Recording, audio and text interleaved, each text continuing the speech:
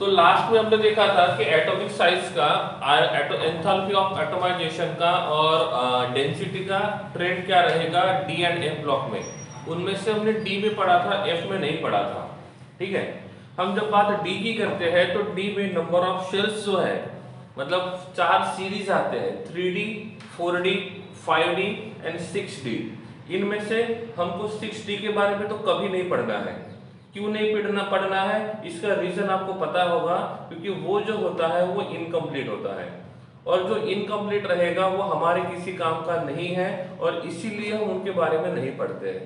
ठीक है, तो यहाँ पे हमने 3 प्रॉपर्टीज पढ़ लिए थे, atomic size, enthalpy of atomization और डेंसिटी। साथ में मैंने आपको ऑक्सीडेशन नंबर के हिसाब से कुछ बताया था। ठीक है, जब हम ऑक्सीडेशन स्टेट की बात करते हैं, हम ऑक्सीडेशन स्टेट की बात करते हैं, तो हम यहाँ पे जो एलिमेंट्स हैं उन एलिमेंट्स का ऑक्सीडेशन स्टेट इजीली फाइंड कर सकते हैं। तो इनका ऑक्सीडेशन नंबर शो करने का फॉर्मूला होता है minimum oxidation state, that is total number of electrons in s orbital, और फिर मैक्सिमम ऑक्सीडेशन स्टेट का फॉर्मूला हमने देखा था, that is total number of electrons in s orbital plus total unpaired electron in d orbital. और इस प्रकार से हमने मिनिमम और मैक्सिमम का ऑक्सीडेशन स्टेट का फॉर्मूला यहाँ से डिराइव किया था। ठीक है, अब ये देखना है कि इनका रेंज जो होता है ये +2 से लेकर +7, तो ये मैक्सिमम रेंज होता है। तो +2 से लेकर +7 इतने ही ऑक्सीडेशन नंबर वो शो करते हैं। कुछ एलिमेंट्स ऐसे होते हैं जो +2, +3, +4 ही शो करते हैं, कुछ ऐसे होते हैं जो ओनली +2 और +3 शो करते हैं। ठीक है, इनमें थोड़ा सा एक्सेप्शन आता है, that is called as copper. तो इसमें जो कॉपर होता है, ये कॉपर 2 ही ऑक्सीडेशन नंबर शो करता है। एक ऑक्सीडेशन नंबर जो होता है वो होता है +1 और दूसरा जो होता है वो +2। तो एक्सेप्शनली कॉपर ही +1 ऑक्सीडेशन स्टेट शो करता है, बाकी कोई भी एलिमेंट +1 ऑक्सीडेशन स्टेट शो नहीं करता है। अब मन में ये क्वेश्चन आता है कि ये कॉपर +2 क्यों शो करता है, वो तो पता है, क्योंकि सभी का कॉमन ऑक्सीडेशन नंबर +2 है। क्वेश्चन यहाँ पे आता है वो +1 क्यों शो करता है, तो इसका रीजन मिलेगा उसके इलेक्ट्रॉनिक कॉन्फ़िगरेशन से। तो कॉपर का जो इलेक्ट्रॉनिक कॉन्फ़िगरेशन है, that is 4s2 and 3d9, 4s2 and 3d9 according to extra stability rule. If हम यहाँ पे एक्स्ट्रा स्टेबिलिटी रूल को अप्लाई करते हैं, तो एक्स्ट्रा स्टेबिलिटी रूल अप्लाई करने की वजह से होता क्या है कि यहाँ पे electronic configuration will be 4s1 and 3d10 इस प्रकार से। अब यहां पे हम देखेंगे तो वैलेंस शेल में 1 इलेक्ट्रॉन है और पेनल्टीमेट शेल में 18 इलेक्ट्रॉन्स है। 8 इलेक्ट्रॉन s और p के और 10 इलेक्ट्रॉन d के। तो इस वैलेंस शेल में ओनली 1 इलेक्ट्रॉन है, और जब ये एक इलेक्ट्रॉन लूज करेगा तो ये बन जाएगा Cu+1। क्या बनेगा? Cu+1। ठीक है, अब ये Cu+1 बनेगा, इसका इलेक्ट्रॉनिक कॉन्फ़िगरेशन रहेगा 4s0 एंड 3d10। तो इसमें ये फुलफिल्ड है, और जो भी फुलफिल्ड या हाफ फिल्ड होता है उसका स्टेबिलिटी हमेशा ज्यादा होता है, और इफ इसका स्टेबिलिटी ज्यादा है और इसीलिए कॉपर जो होता है ये +1 ऑक्सीडेशन स्टेट में प्रेजेंट होता है। ठीक है, तो पूरे डी ब्लॉक एलिमेंट में या पूरे 3D सीरीज की हम बात करते हैं तो सभी का ऑक्सीडेशन नंबर +2 से +7 के बीच में हो सकता है, +7 से ज्यादा पॉसिबल नहीं है। बट कभी ऐसा होता है, एक कॉपर एक ऐसा एलिमेंट है जो +2 के साथ साथ +1 शो करता है। ये किसी ने आपको पूछा ऐसा क्यों होता है, तो आप इसके इलेक्ट्रॉनिक कॉन्फ़िगरेशन से इस बात को एक्सप्लेन कर सकते हो। ठीक है, अब मैंने आपको पूछा Na है या तो ग्रुप 1 के जो एलिमेंट्स हैं, इन ग्रुप 1 के एलिमेंट्स का ऑक्सीडेशन स्टेट क्या होता है? ग्रुप 1 के एलिमेंट्स का ऑक्सीडेशन स्टेट क्या होता है? तो ग्रुप 1 के एलिमेंट्स का ऑक्सीडेशन स्टेट होता है +1। मैं यहाँ पे बात करता हूँ ग्रुप 2 की, तो इफ हम ग्रुप 2 की बात करेंगे तो ग्रुप 2 का ऑक्सीडेशन नंबर होता है +2। इनका मतलब इनका ऑक्सीडेशन नंबर जो होता है वो फिक्स्ड होता है। इनका ऑक्सीडेशन नंबर जो रहेगा वो कैसा रहेगा? फिक्स्ड रहेगा। ठीक है। इसलिए कहा जाता है कि कुछ एलिमेंट्स ऐसे होते हैं जिनका ऑक्सीडेशन नंबर फिक्स होता है और हमें पता होता है कि उनका ऑक्सीडेशन नंबर उतना ही आने वाला है। लेकिन कुछ एलिमेंट्स ऐसे भी होते हैं जिनका जो एक से ज्यादा ऑक्सीडेशन नंबर शो करते हैं, जैसे ये लोग +2 से +7 के बीच में शो करते हैं और इसलिए ऐसा कहा जाता है ये वेरियस ऑक्सीडेशन स्टेट शो करते हैं। और इस वेरियस ऑक्सीडेशन स्टेट शो करने की वजह से ही ये कैटालिस्ट का काम करते हैं। ये किसका काम करते हैं? कैटालिस्ट का काम करता है। तो कैटालिस्ट का काम नॉर्मली डी ब्लॉक के एलिमेंट ही करते हैं या तो एफ ब्लॉक के एलिमेंट करते हैं। क्यों? क्योंकि डी ब्लॉक के एलिमेंट और एफ ब्लॉक के एलिमेंट इन दोनों की खासियत है ये वेरियस ऑक्सीडेशन स्टेट में स्टेबल होते हैं। ठीक है, मैं बात करता हूं सोडियम की, तो सोडियम हमेशा +1 में ही स्टेबल रहेगा। मैं बात करता हूं मैग्नीशियम की, तो ये हमेशा +2 में ही स्टेबल रहेगा। लेकिन हम यहाँ पे बात करते हैं V2O5 की, तो यहाँ पे वैनेडियम का ऑक्सीडेशन नंबर +5 है। इफ ये किसी ऐसे रिएक्शन में यूज कर रहे हैं जिस रिएक्शन में हमको ऑक्सीजन चाहिए, जैसे हमने इसको यूज किया था SO2 को SO3 में कन्वर्ट करने के लिए, तो SO2 से SO3 में कन्वर्ट जब करेंगे तो उसको एक ऑक्सीजन देना होगा। अब एक ऑक्सीजन देने के लिए ये V2O5 क्या करता है, ये बन जाता है V2O4 और यहाँ पे इसका ऑक्सीडेशन नंबर जो रहेगा वो +4। अब इसने यहाँ पे ऑक्सीजन इसलिए डोनेट किया क्योंकि ये +5 और +4 दोनों में स्टेबल है। इफ ये +5 में स्टेबल होता और +4 में पॉसिबल नहीं होता तो ये अपना ऑक्सीजन नहीं देता, और अपना ऑक्सीजन नहीं देता तो उसका ऑक्सीडेशन नंबर कम नहीं होता। तो ये वेरियस ऑक्सीडेशन नंबर शो करने की वजह से ही ये किसका काम करते हैं? कैटालिस्ट का काम करते हैं। ठीक है, ये तो ये बात सिंपल तरीके से ये किस प्रकार से काम करेंगे। अब मैं आपको पूछता हूं, मेरे पास दो एलिमेंट है, एक है आयरन +2 और दूसरा है आयरन +3। इन दोनों में किसमें आयोनिक कैरेक्टर ज्यादा रहेगा? इन दोनों में से किसमें आयोनिक कैरेक्टर ज्यादा होना चाहिए और क्यों? अब ये आयोनिक कैरेक्टर की जब बात आती है तो इस आयोनिक कैरेक्टर को पता कहां से करेंगे? आयोनिक कैरेक्टर समझने के लिए हमको एक रूल देखना होगा जिसको हम बोलते थे फजान रूल। क्या बोलते थे? फजान रूल। फजान रूल जो है वो बेसिकली आयोनिक कैरेक्टर शो नहीं करता था। ये फजान रूल जो है ये कोवैलेंट कैरेक्टर शो करता है। तो कोवैलेंट कैरेक्टर ज्यादा रहेगा तो आयोनिक कैरेक्टर कम रहेगा। तो इन्होंने ऐसा बोला था कि जितना कटायन का साइज छोटा रहेगा, जितना कटायन का साइज छोटा रहेगा उतना उसका फोर्स ऑफ अट्रैक्शन ज्यादा रहेगा, और जितना फोर्स ऑफ अट्रैक्शन ज्यादा रहेगा उतना उसका कोवैलेंट कैरेक्टर ज्यादा रहेगा। लिख लेता हूं मैं यहाँ पे कटायन के बारे में। तो जितना कटायन का साइज छोटा है उतना उसका फोर्स ऑफ अट्रैक्शन ज्यादा है, और जितना फोर्स ऑफ अट्रैक्शन ज्यादा रहेगा उतना कोवैलेंट कैरेक्टर ज्यादा रहेगा और आयोनिक कैरेक्टर कम रहेगा। ठीक है, ये कहां से मिलता है? फजान रूल से। अब फजान रूल से हम देखेंगे तो जिस कटायन का साइज छोटा है उसका कोवैलेंट कैरेक्टर कम है। तो आप मुझे बताओ Fe+2 और Fe+3 इन दोनों का साइज कंपेयर करते हैं तो किसका साइज छोटा होना चाहिए? किसका साइज छोटा होना चाहिए? हमने कटायन में देखा था इफ कटायन का ऑक्सीडेशन नंबर बढ़ता है तो उनका साइज जो होता है ये कम होता है।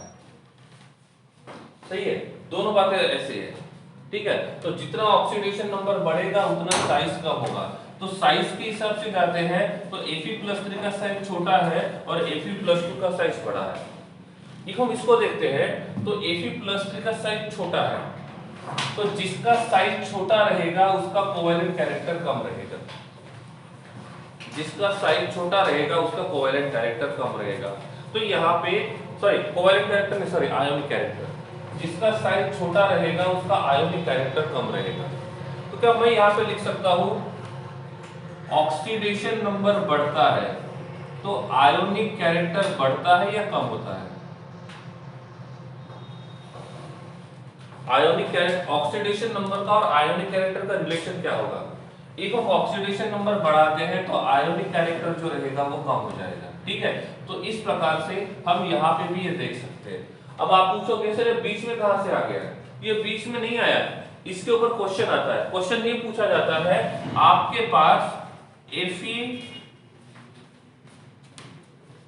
एक मिनट, FeCl3 है और FeCl2 है और क्वेश्चन पूछा जाता है इन दोनों में से किसका आयोनिक कैरेक्टर ज्यादा है, इन दोनों में से किसका आयोनिक कैरेक्टर ज्यादा है। तो नॉर्मली क्या होता है, परसेंटेज आयोनिक कैरेक्टर का फॉर्मूला यूज करते हैं, लेकिन कभी कभी ऐसा होता है किसी पर्टिकुलर एलिमेंट का हमको इलेक्ट्रोनेगेटिविटी पता नहीं होता है, इस टाइम पे हमको उसको मेजर करना डिफिकल्ट होता है। ऐसे टाइम पे हम फजान रूल को यूज करके ये पता लगाने की कोशिश करते हैं कि इन दोनों में से किसका आयोनिक कैरेक्टर ज्यादा रहेगा। अब इन दोनों कंपाउंड को देखते हैं तो दोनों में अनायन जो है वो कॉमन है, क्योंकि अनायन का ऑक्सीडेशन नंबर फिक्स है। यहाँ पे भी अनायन का ऑक्सीडेशन नंबर -1 है, यहाँ पे भी अनायन का ऑक्सीडेशन नंबर -1 है। हम कटायन की बात करेंगे तो कटायन यहाँ पे +3 में है और कटायन यहाँ पे +2 में है, तो दोनों कटायन का ऑक्सीडेशन स्टेट डिफरेंट है। अब जिसका ऑक्सीडेशन नंबर ज्यादा रहेगा उसका साइज छोटा रहेगा, सही है ना, जिसका ऑक्सीडेशन नंबर ज्यादा है उसका साइज छोटा है और जिसका साइज छोटा रहेगा उसका कोवेलेंट कैरेक्टर कम रहेगा, सॉरी आयनिक कैरेक्टर कम रहेगा। तो इसका मतलब यहाँ पे आयनिक कैरेक्टर के हिसाब से जाते हैं तो FeCl2 का आयनिक कैरेक्टर ज्यादा रहेगा और FeCl3 का आयनिक कैरेक्टर कम रहेगा, ठीक है। तो इफ हम जेडबल या नीट की बात करते हैं तो आपको क्वेश्चन इस प्रकार से पूछा जाएगा, ये पूछा जाएगा इनमें से किसका आयनिक कैरेक्टर ज्यादा रहेगा, तो ये पूछा जाएगा इनमें से किसका कोवेलेंट कैरेक्टर ज्यादा रहेगा, ठीक है। ये तो हुई बात आयोनिक कैरेक्टर या कोवेलेंट कैरेक्टर की। क्वेश्चन ये आता है ये डी ब्लॉक के एलिमेंट्स जो है ये कौन से ऑक्सीडेशन नंबर शो करते हैं, स्पेशली मैं 3D की बात करता हूं, ठीक है। पहली कंडीशन, क्या ये 0 ऑक्सीडेशन नंबर शो करते हैं, क्या ये 0 ऑक्सीडेशन नंबर शो करते हैं? पॉसिबल है 0 ऑक्सीडेशन नंबर? यस, ये 0 ऑक्सीडेशन नंबर शो करते हैं और ये 0 ऑक्सीडेशन नंबर कोऑर्डिनेशन कॉम्प्लेक्स में शो करते हैं। किसमें शो करते हैं? कोऑर्डिनेशन कॉम्प्लेक्स में, स्पेशली ऐसे कॉम्प्लेक्स जिसमें मेटल कार्बोनिल को बोलते हैं हम लोग, ठीक है। तो मैं यहाँ पे एग्जांपल ले सकता हूँ मेटल कार्बोनिल का, ठीक है। ये मेटल कार्बोनिल हमने कोऑर्डिनेशन कॉम्प्लेक्स में लास्ट में देखा था। तो मेटल कार्बोनेट जो होते हैं वो जनरली जो होते हैं वो न्यूट्रल मॉलिक्यूल्स होते हैं जिनमें उनका ऑक्सीडेशन नंबर 0 होता है, सही है। इनका ऑक्सीडेशन नंबर जो रहेगा ये पॉजिटिव हो सकता है और पॉजिटिव जो रहेगा ये +2 से लेकर +7 के रेंज में होता है, लेकिन कॉपर जो होता है ये +1 भी शो करता है, इसका रीजन मैंने बताया था, ठीक है। नेक्स्ट थिंग, यहाँ पे चेंज इन ऑक्सीडेशन नंबर, या तो मैं लिख सकता हूं यहाँ पे डिफरेंस इन ऑक्सीडेशन स्टेट कितना होता है, डिफरेंस इन ऑक्सीडेशन स्टेट कितना होता है 1 या 2, तो इसमें डिफरेंस इन ऑक्सीडेशन स्टेट जो होता है वो कितना होता है 1। इफ हम सल्फर की बात करते हैं तो सल्फर जो होता है वो कौन से ऑक्सीडेशन नंबर शो करता है, सल्फर कौन से ऑक्सीडेशन नंबर शो करता है, सल्फर शो करता है -2, 0, +2, +4 एंड +7, सॉरी +6। इफ हम यहाँ पे देखते हैं तो इनके ऑक्सीडेशन नंबर का जो डिफरेंस रहेगा वो कितना है 2 का, कितना है 2 का। इफ हम यहाँ पे क्लोरीन के बारे में बात करते हैं तो क्लोरीन शो करता है -1, 0, +1, फिर आता है +3, फिर आता है +5 और फिर आता है +7। आप यहाँ पे देख सकते हो क्लोरीन जो है उनके ऑक्सीडेशन नंबर का डिफरेंस जो होता है वो कितना होता है 2 का होता है, लेकिन डी ब्लॉक में ऑक्सीडेशन स्टेट का जो डिफरेंस होता है वो कितना होता है 1 से होता है, ओके। क्या हमने बैक बॉन्डिंग नाम देखा था, बैक बॉन्डिंग, क्या हमने बैक बॉन्डिंग नाम का कंसेप्ट देखा था? यस, कहां पे देखा था? ये हमने देखा था मेटल कार्बोनिल में, ठीक है। तो ये जो डी ब्लॉक के एलिमेंट्स होते हैं ये बैक डोनेशन भी करते हैं, बैक बॉन्डिंग भी बनाते हैं, ठीक है। तो ये है ऑक्सीडेशन स्टेट के बारे में। अब हमने इतना तो देख लिया कि वो +2 से लेकर +7 तक का ऑक्सीडेशन नंबर शो करेंगे, लेकिन कभी कभी ऐसा होता है कोई पर्टिकुलर एलिमेंट जो रहेगा वो पर्टिकुलर ऑक्सीडेशन स्टेट में ही ज्यादा स्टेबल होता है। एग्जांपल की बात करते हैं तो आयरन जो है वो +2 से लेकर +6 तक का ऑक्सीडेशन नंबर शो कर सकता है, लेकिन आयरन का जो स्टेबल स्टेट होता है वो होता है +2 और +3। ऐसा नहीं कि बाकी में वो एग्जिस्ट नहीं करता है, वो बाकी में भी एग्जिस्ट करता है, लेकिन उसमें उसका स्टेबिलिटी जो रहेगा, ये स्टेबिलिटी कैसा होना चाहिए, कम हो जाता है, ठीक है। तो स्टेबिलिटी ऑफ ऑक्सीडेशन स्टेट कौन से फैक्टर के ऊपर डिपेंड करता है वो हम आगे पढ़ लेंगे, ठीक है। तो ये था किसके बारे में, ऑक्सीडेशन स्टेट के बारे में, ठीक है।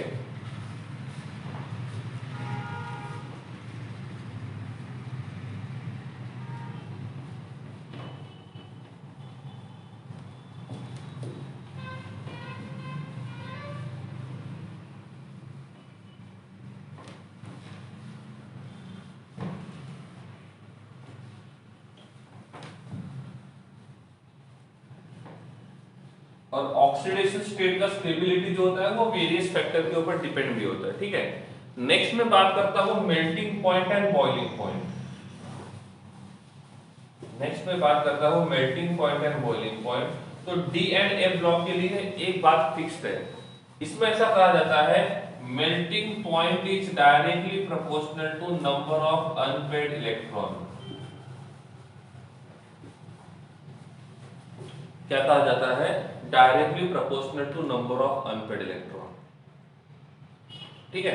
तो जितने नंबर ऑफ अनपेयर्ड इलेक्ट्रॉन ज्यादा रहेंगे उतने ही इसके बॉन्ड्स ज्यादा रहेंगे, और जितने बॉन्ड्स ज्यादा रहेंगे उतना ही उसका मेल्टिंग पॉइंट जो रहेगा वो ज्यादा रहेगा, ठीक है।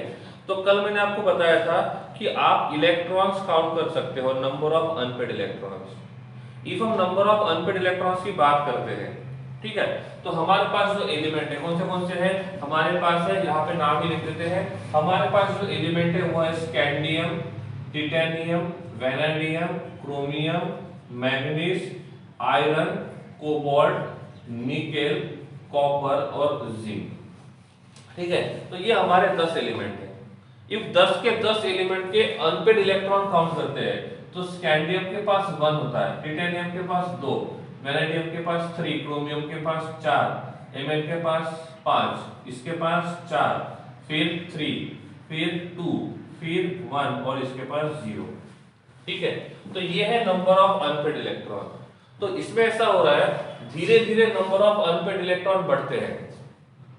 तो initially number of unpaired electron कम है और फाइनली हम देखते हैं तो फिर से नंबर ऑफ इलेक्ट्रॉन जो होते हैं वो कम हो जाते हैं, ठीक है। तो number of unpaired electron count कैसे करना है वो तो आपको पता है, इसलिए मैं वो ज्यादा डीप में नहीं जाऊंगा। अब मैंने बोला कि यहाँ पे लिखा है melting point is directly proportional to number of unpaired electron. तो इफ हम यहाँ पे स्कैंडियम और टिटेनियम दोनों को कंपेयर करते हैं तो टिटेनियम के पास नंबर ऑफ अनपेयर्ड इलेक्ट्रॉन ज्यादा है, तो टिटेनियम का मेल्टिंग पॉइंट ज्यादा होना चाहिए। हम टिटेनियम और वैनेडियम को कंपेयर करेंगे तो वैनेडियम का मेल्टिंग पॉइंट ज्यादा होना चाहिए। हम वैनेडियम को क्रोमियम के साथ कंपेयर करेंगे तो क्रोमियम का मेल्टिंग पॉइंट ज्यादा होना चाहिए। क्रोमियम को हम लोग Mn के साथ कंपेयर करेंगे तो Mn का मेल्टिंग पॉइंट ज्यादा होना चाहिए। Mn को आयरन के साथ कंपेयर करेंगे तो आयरन का मेल्टिंग पॉइंट कम होना चाहिए।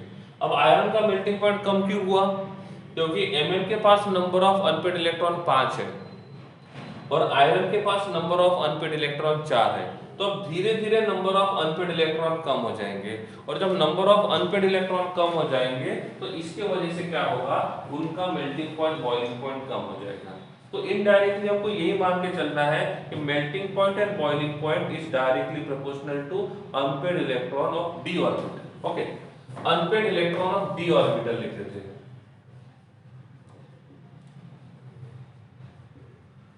Unpaired electron of d orbital, ठीक है। तो ये रहेगा, क्लियर है। तो यहाँ पे हम जो अनपेयर्ड इलेक्ट्रॉन काउंट कर रहे हैं क्योंकि ये डी ब्लॉक के एलिमेंट्स है इसलिए हमने डी ब्लॉक के ही इलेक्ट्रॉन्स काउंट किए, ठीक है। अब यहाँ पे हम देखेंगे कि ग्राफ निकाल के देखते हैं। तो ग्राफ क्या होगा, इफ हमने ग्राफ इस प्रकार से निकाल के देखा, यहाँ पे लिखा हमने मेल्टिंग पॉइंट और यहाँ पे लिखा z, तो ग्राफ इंक्रीजिंग आएगा कि डिक्रीजिंग आएगा? ठीक है, ग्राफ इंक्रीजिंग आएगा डिक्रीजिंग आएगा। ठीक है, नॉर्मली हमको देखना, ठीक है, बिना किसी रूल को अप्लाई करके नॉर्मली हम देखते हैं तो कॉपर के पास 1 होता है। ठीक है, तो फिलहाल हम उसके हिसाब से जा रहे हैं। इफ हम यहाँ पे ग्राफ निकालते तो ग्राफ कैसा होगा? इंक्रीजिंग होगा, डिक्रीजिंग होगा, या पहले कम होगा फिर बढ़ेगा, या पहले बढ़ेगा फिर कम होगा। ठीक है, तो इसका हम ग्राफ निकालते तो ग्राफ कैसा आना चाहिए? धीरे धीरे नंबर ऑफ अनपेड इलेक्ट्रॉन बढ़ रहे हैं और धीरे धीरे नंबर ऑफ अनपेड इलेक्ट्रॉन बढ़ेंगे तो ग्राफ बढ़ेगा। फिर क्या होना चाहिए? यहाँ पे जो ग्राफ रहेगा वो कम हो जाएगा ऐसे। तो इस प्रकार से ग्राफ आना चाहिए मेल्टिंग पॉइंट और बॉइलिंग पॉइंट का। ठीक है, तो पहला एलिमेंट कौन सा रहेगा? स्कैंडियम से ज्यादा रहेगा टिटेनियम, से ज्यादा रहेगा वैनेडियम, फिर आएगा क्रोमियम, फिर आएगा मैग्नीज। ठीक है, फिर से ड्रॉ करता हूं मैं। This is scandium, titanium, vanadium, chromium, manganese, iron, cobalt, nickel, copper, zinc. ठीक है, ओके, मतलब ऐसा नहीं कि हम ट्रेंड जो मेजर कर रहे हैं ना, उसको मेजर करने के लिए इलेक्ट्रॉन्स को हम लोग काउंट करेंगे तो सीक्वेंस मैच होता है। So this is expected. तो सबसे कम यहाँ पे हम देखेंगे तो स्कैंडियम है, हम यहाँ पे देखेंगे तो ये किसके लिए है? क्रोमियम के लिए। ये किसके लिए है? क्रोमियम के लिए। ये जो रहेगा ये किसके लिए रहेगा? Mn के लिए। यहाँ पे जो रहेगा वो किसके लिए रहेगा? आयरन के लिए। ठीक है, तो इस प्रकार से हमने ग्राफ प्लॉट किया। ये हमारा एक्सपेक्टेड ग्राफ है। इफ हमने किसी ने हमको पूछा कि ग्राफ ऐसे क्यों आया, तो बोल सकते हैं जितने अनपेड इलेक्ट्रॉन ज्यादा रहेंगे उतने वो कोवैलेंट बॉन्ड ज्यादा बना सकता है, और जितने वो कोवैलेंट बॉन्ड ज्यादा बनाएगा उतना ही उसको तोड़ने के लिए भी एनर्जी ज्यादा लगेगा। बट एक्चुअल में होता ऐसे है, एक्चुअल में इस Mn जो रहेगा वो यहाँ पे नहीं होता है, वो Mn जो होता है वो ऐसे होता है।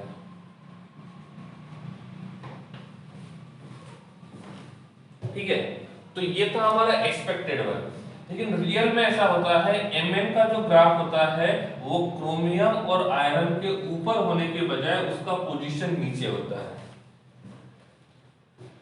कैसे जस्टिफाई कर सकते हैं? जस्टिफाई कैसे कर सकते हैं? इसको जस्टिफाई करने के लिए हम ऐसा बोल सकते हैं कि यहाँ पे जो Mn है ये Mn होता है 3d5, और ये 3d5 है मतलब ये हाफ फील्ड है, और ये हाफ फील्ड रहेगा तो स्टेबल होगा, और जो स्टेबल होगा वो बॉन्ड बनाना पसंद नहीं करेगा, और जब बॉन्ड बनाना पसंद नहीं करेगा तो क्या होगा? उनके पास नंबर ऑफ बॉन्ड्स कम रहेंगे, और नंबर ऑफ बॉन्ड्स कम रहेंगे तो उसका मेल्टिंग पॉइंट जो रहेगा वो भी कम होगा। सिंपल, समझा नहीं समझा? तो इसको जस्टिफाई कैसे किया? क्योंकि इसमें Mn का जो इलेक्ट्रॉनिक कॉन्फ़िगरेशन होता है वो d5 आता है, तो d5 को हम लोग बोलते हैं हाफ फील्ड, और हाफ फील्ड हमेशा स्टेबल होता है, और जो स्टेबल होता है ना वो बॉन्ड बनाना पसंद नहीं करता है, तो इसलिए ये Mn जो रहेगा वो बॉन्ड बनाना पसंद नहीं करेगा, और जब बॉन्ड बनाना पसंद नहीं करेगा so number of bonds will be less, और नंबर ऑफ बॉन्ड्स कम रहेंगे तो सिंपल सी बात है उसका मेल्टिंग पॉइंट और बॉइलिंग पॉइंट दोनों के दोनों कम होंगे। ठीक है, तो मेल्टिंग पॉइंट को हम लोग इस प्रकार से जस्टिफाई कर सकते हैं। क्लियर? ये तो ये बात मेल्टिंग पॉइंट की। सपोज मैं आपको पूछता हूं आयोनाइजेशन एंथैल्पी के बारे में, और इफ मैंने आपको पूछा ionisation enthalpy of 3D series, ionisation enthalpy of 3D series is greater than S block और लेस देन S ब्लॉक, तो S ब्लॉक से ज्यादा रहेगा आयोनाइजेशन एंथैल्पी या S ब्लॉक से कम रहेगा? D ब्लॉक का कैसे पता चलेगा? हम लेफ्ट टू राइट जाते हैं तो साइज बढ़ता है कम होता है, हम लेफ्ट टू राइट जाते हैं तो साइज कम होता है, और साइज कम रहेगा तो आयोनाइजेशन एंथैल्पी बढ़ जाएगा। तो हम यहाँ पे बोल सकते हैं इफ हम आयोनाइजेशन एंथैल्पी को कंपेयर करते हैं तो S ब्लॉक से D ब्लॉक का ज्यादा रहेगा और D ब्लॉक से P ब्लॉक का ज्यादा रहेगा। हम ऐसे कंपेयर कर सकते हैं कि किसका आयोनाइजेशन एंथैल्पी ज्यादा रहेगा और किसका कम रहेगा। ठीक है, इनमें जो आयोनाइजेशन एंथैल्पी होता है ये 6 to लेकर 10 इलेक्ट्रॉन वोल्ट के बीच में होता है। तो ग्रुप नंबर ग्रुप डी के जो एलिमेंट्स है 3D सीरीज के जो एलिमेंट्स है उनका आयोनाइजेशन एंथैल्पी 6 से लेकर 10 इलेक्ट्रॉन वोल्ट के बीच में होता है। नॉर्मली हम देखते हैं तो लेफ्ट टू राइट जब जाते हैं तो आयोनाइजेशन एंथैल्पी बढ़ता है कि कम होता है? नॉर्मली लेफ्ट टू राइट जाते हैं तो आयोनाइजेशन एंथैल्पी बढ़ता है कि कम होता है? इंक्रीज होता है। तो ये लिख सकते हैं लेफ्ट टू राइट जाएंगे तो आयोनाइजेशन एंथैल्पी इंक्रीज होगा। इसमें फ्लक्चुएशंस आते हैं,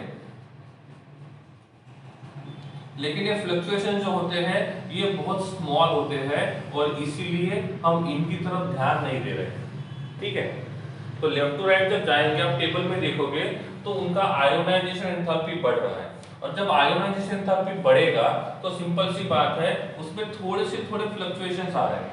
मतलब कभी कभी ऐसा होता है कि हमने सोचा कि इस नेक्स्ट वाले का आयोनाइजेशन एंथैल्पी बढ़ना चाहिए, लेकिन उसका आयोनाइजेशन एंथैल्पी बढ़ने के बजाय थोड़ा सा कम हो गया। ठीक है, मतलब उसमें फ्लक्चुएशंस है, लेकिन फ्लक्चुएशंस बहुत छोटे होने की वजह से हम उनकी तरफ ध्यान नहीं देंगे। ठीक है, तो मैंने स्टार्टिंग में आपको बोला था कि फ्लक्चुएशंस बड़े हैं, डिफरेंस बहुत ज्यादा आ रहा है तो हम ध्यान देंगे, अदरवाइज ध्यान देने की जरूरत नहीं है। तो आयोनाइजेशन एंथैल्पी में इस बात को हम देख सकते हैं। ठीक है, अब हम किसी को भी कंपेयर करेंगे आयोनाइजेशन एंथैल्पी के हिसाब से। कभी कभी क्वेश्चन जो आता है वो इसके हिसाब से आता है कि हमको कुछ ओल्ड कंसेप्ट भी यूज करने पड़ सकते हैं। ठीक है, अब देखो हम आयोनाइजेशन एंथैल्पी के हिसाब से जाते हैं तो इसके हिसाब से आयोनाइजेशन एंथैल्पी के हिसाब से जाते हैं तो मैंने क्वेश्चन पूछा कॉपर और Zn इनमें से किसका आयोनाइजेशन एंथैल्पी 1 ज्यादा है?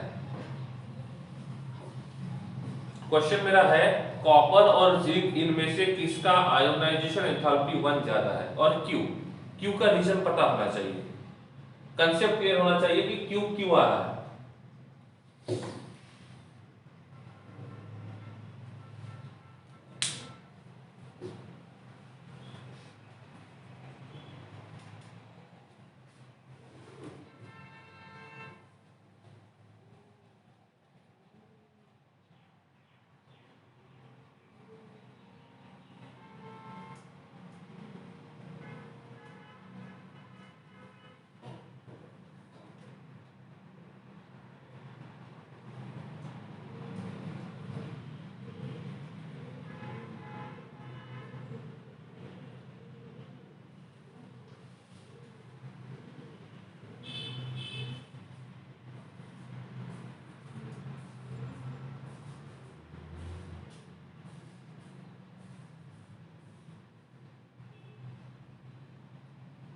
ठीक है, तो मेरा क्वेश्चन क्या था?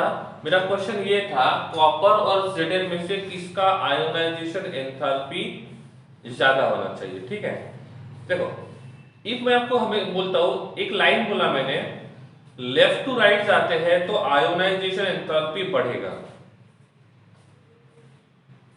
Without any exception. क्या सही है? हम लेफ्ट टू राइट जाते हैं तो आयोनाइजेशन एंथैल्पी बढ़ेगा विदाउट एनी एक्सेप्शन। क्या ये स्टेटमेंट सही है या गलत है? गलत है। क्यों? क्योंकि हमेशा हमको उनकी तरफ ध्यान रखना है जो हाफ फील्ड या फुल फील्ड होते हैं। क्यों? क्योंकि हाफ फील्ड और फुल फील्ड वाले का स्टेबिलिटी हमेशा ज्यादा होता है और इनका मतलब उनका आयोनाइजेशन एंथैल्पी बाकी से ज्यादा रहेगा, मतलब नेक्स्ट वाले से ज्यादा रहेगा। हम इन दोनों का इलेक्ट्रॉनिक कॉन्फ़िगरेशन लिखते हैं। मैं यहाँ पे कॉपर का इलेक्ट्रॉनिक कॉन्फ़िगरेशन और फिर Zn का लिखता हूँ। ठीक है, तो इसमें हम देखेंगे तो कॉपर जो है ये आता है 4s1 3d10 और इसमें आता है 4s2 3d10। सही है? तो इन दोनों में से किसका आयोनाइजेशन एंथैल्पी ज्यादा रहेगा? इन दोनों में से कॉपर का आयोनाइजेशन एंथैल्पी कम रहेगा और Zn का ज्यादा रहेगा। इफ मैं बात करता हूं आयोनाइजेशन एंथैल्पी 2 की, इफ मैं बात करता हूं आयोनाइजेशन एंथैल्पी 2 की, तो क्या होगा?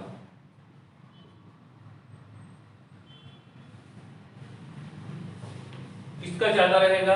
Cu का ज्यादा रहेगा और इसका कम रहेगा। इसका रीजन क्या है? क्योंकि अब Cu के 4s के पास इलेक्ट्रॉन्स नहीं है, अभी हमको जो इलेक्ट्रॉन रिमूव करना होगा वो 3d10 में से जो कि स्टेबल है, जो कि स्टेबल है। इसमें हमको जो इलेक्ट्रॉन रिमूव करना है वो 4s में से, और ये 4s जो रहेगा वो उतना ज्यादा स्टेबल नहीं है जितना 3d स्टेबल है, तो ये मान के चल बोल सकते हैं इट इज लेस स्टेबल। मैं ये नहीं बोल रहा हूं कि ये अनस्टेबल है, मैंने यहाँ पे ये वर्ड यूज ही नहीं किया कि ये अनस्टेबल है, मैं इस बात को बोल रहा हूँ कि ये लेस स्टेबल है। ठीक है, तो हमको स्टेबिलिटी ज्यादा या कम को देखना है। ठीक है, तो इसमें हम देखेंगे तो इसमें स्टेबिलिटी थोड़ा सा कम होने की वजह से इससे इलेक्ट्रॉन रिमूव करना इजी रहेगा। और सेकंड में देखेंगे तो कॉपर +1 का आयोनाइजेशन एंथैल्पी Zn+1 से ज्यादा रहेगा। सही है, सही है, गलत है? अब मैंने पूछा कॉपर +1, ओके, मैंने आपको पूछा कॉपर +1 और Zn+1 में से ज्यादा स्टेबल कौन है? कॉपर +1 और Zn+1 दोनों में से ज्यादा स्टेबल कौन है? कॉपर +1 और Zn+1 में से ज्यादा स्टेबल कौन है? कॉपर +1। इसीलिए कॉपर +1 का आयोनाइजेशन एंथैल्पी ज्यादा है।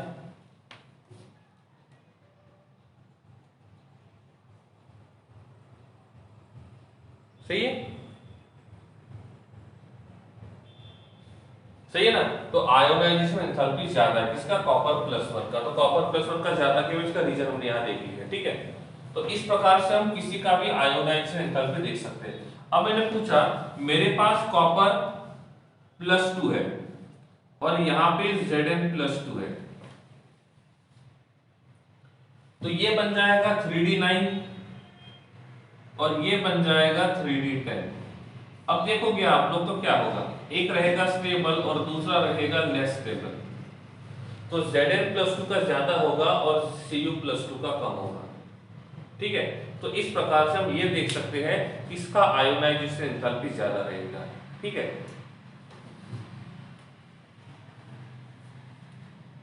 ओके, हम देख रहे थे यहां पे हमने जो देखा है वो आयोनाइजेशन एंथैल्पी के हिसाब से देख रहे हैं। ठीक है,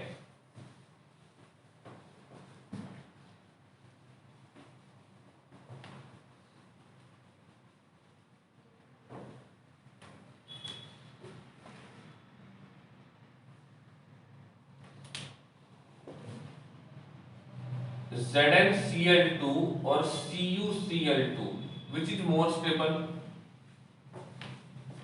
Which is more stable? ZnCl2 and CuCl2 which is more stable?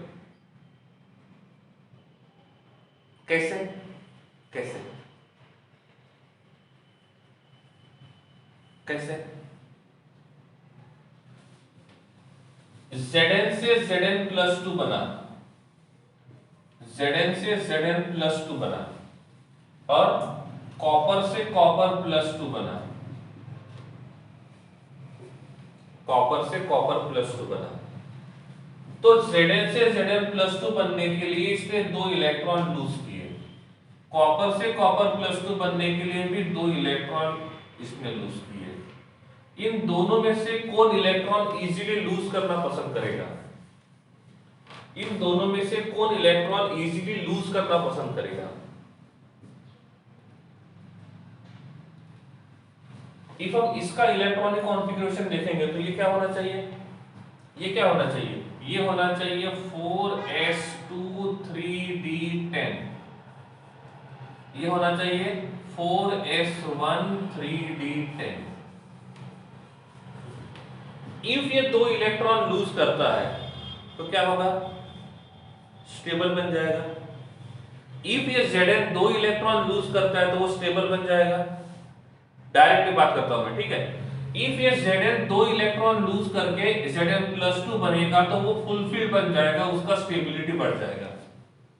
लेकिन हम कॉपर की बात करते हैं तो कॉपर जब 2 इलेक्ट्रॉन लूज करेगा तो ये 4s0 और 3d9 बनेगा।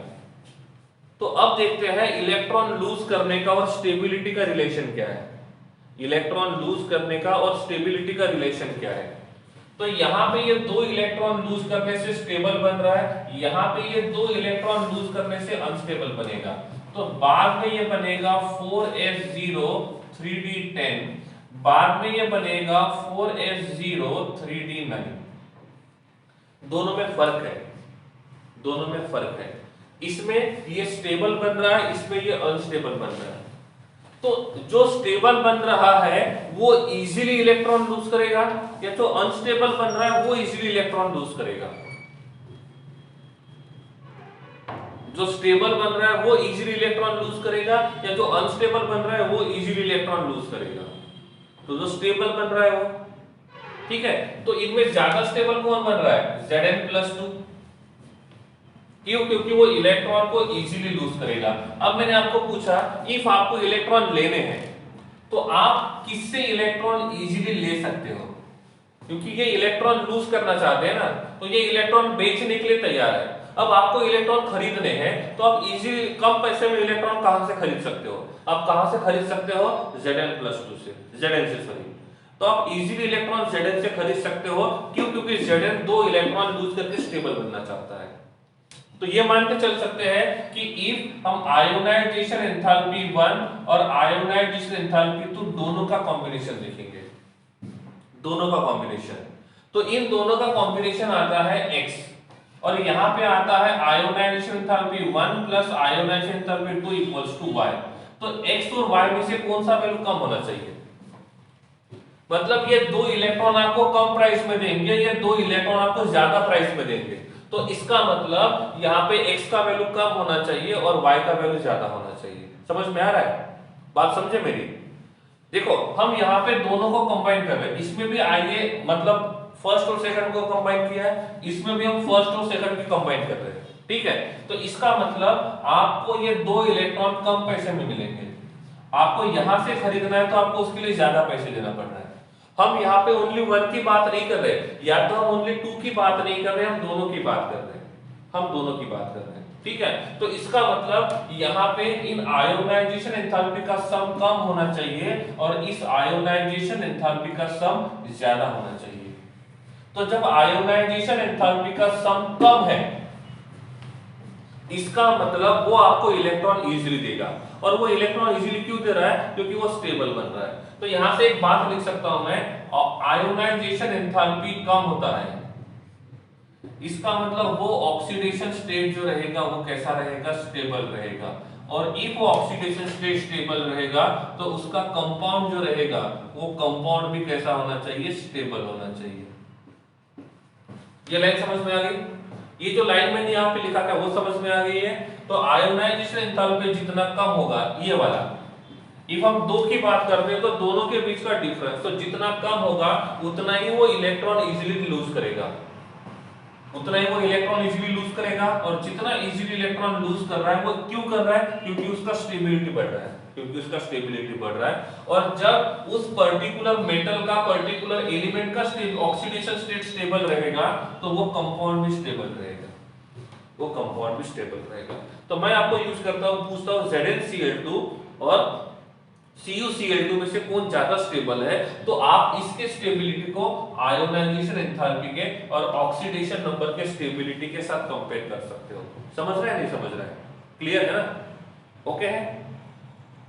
ठीक है, चलिए आगे। ठीक है, तो इस प्रकार से हम देख सकते हैं कि ऑक्सीडेशन स्टेट का या किसी कंपाउंड के स्टेबिलिटी का रिलेशन क्या है। ठीक है, अब एक आसान सा क्वेश्चन आता है। क्वेश्चन ऐसा है, निकेल +2 और प्लेटिनम +2, फिर आता है निकेल +4 और प्लेटिनम +4। तो इनको कंपेयर करने के लिए बोला जाता है कि इनमें से किसका स्टेबिलिटी ज्यादा है, इनमें से किसका स्टेबिलिटी ज्यादा है। इनका स्टेबिलिटी देखने के लिए हमको कंपेयर करना होगा निकेल का और प्लेटिनम का आयोनाइजेशन एंथैल्पी, और यहाँ पे हम लोग रियल आयोनाइजेशन एंथैल्पी को यूज करेंगे। तो ionisation enthalpy 1 plus ionization enthalpy 2, इसमें ionisation enthalpy 3 plus ionization enthalpy 4, इनका वैल्यू दिया हुआ है। ठीक है, तो इफ हम वैल्यू यहाँ पे लिखते हैं तो this is 2.49, this is 2.49, this is 2.66 और सबके एंडिंग में रहेगा 10⁻³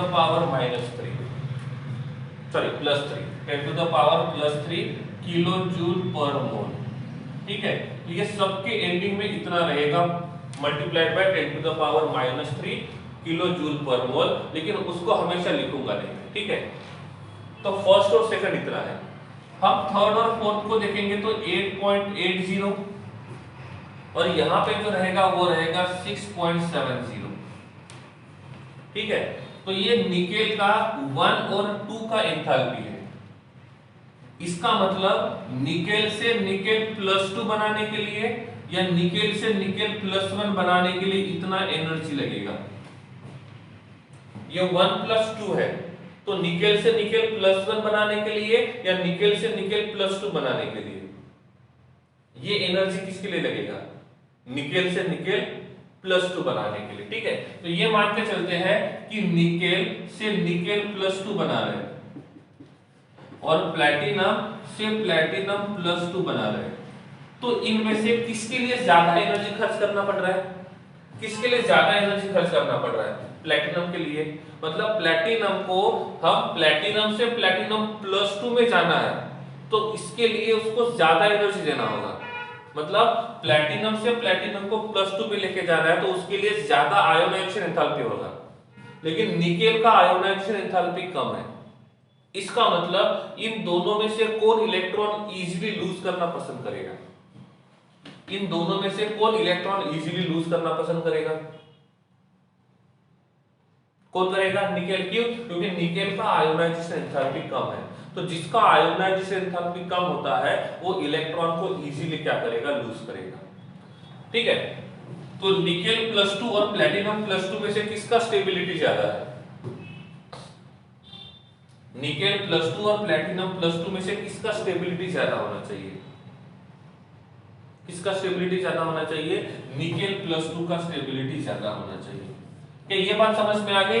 निकेल +2 का स्टेबिलिटी ज्यादा क्यों है? क्यों?